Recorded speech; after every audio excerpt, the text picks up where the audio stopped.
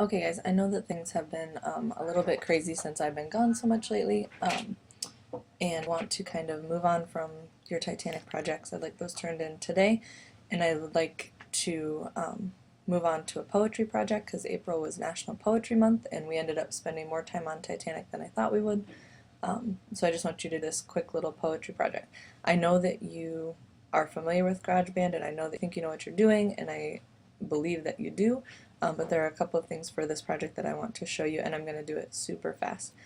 As you're doing this, you want to select loops, so I'm going to double click on that, give it a title, first name, the word poem is fine, create.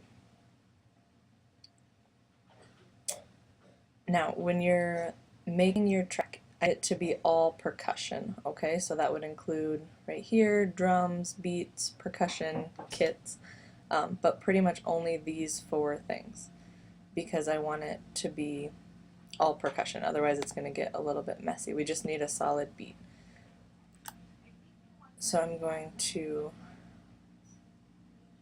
kind of test one of these out, and how fast or how slow you make it is up to you, but that's how fast or how slow you're going to be reading your poem. So just keep that in mind. I'm just going to test one of these out because I think that you guys are familiar with this part with the adding loops and kind of putting them together.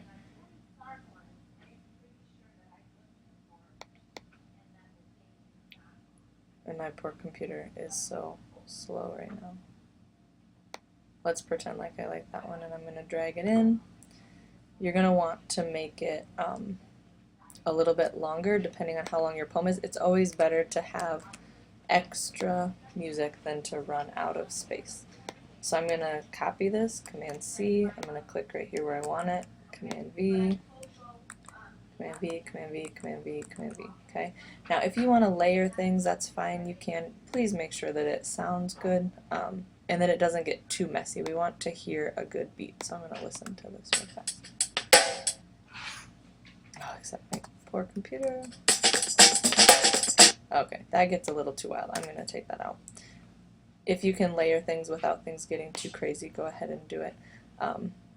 Now that I've got this, I've got kind of an extra track here. I'm going to go up to track and I'm going to delete this one. Now for your voice, once you get your drums, whether you layer or not, once you get your drums, track, new track. This is the part that I don't think you maybe know how to do. Track, new track, real instrument. Okay, this is going to be for your voice. This is going to let you record you reading your poem onto there.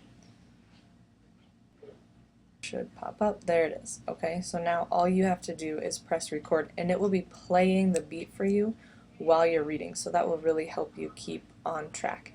You may have to practice a few times before you actually do this. The other thing, watch what happens when I click record here. Oh, it's not going to work. Let me try again.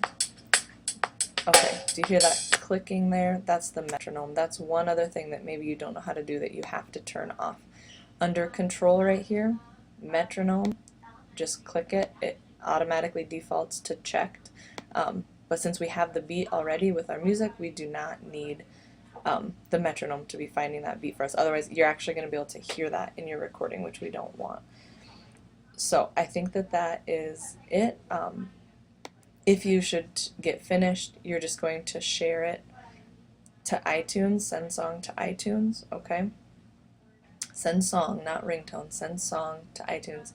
And from there you can actually either email it to me or put it in my Dropbox if you get finished. I don't expect that many of you will. So I think that that is all that you need to know. I think you know most of this already. But for just those couple of things with the track, new track, and selecting that real instrument, and then with the control and getting rid of that metronome sound because we really don't want that in there. Good luck, have fun, see you soon.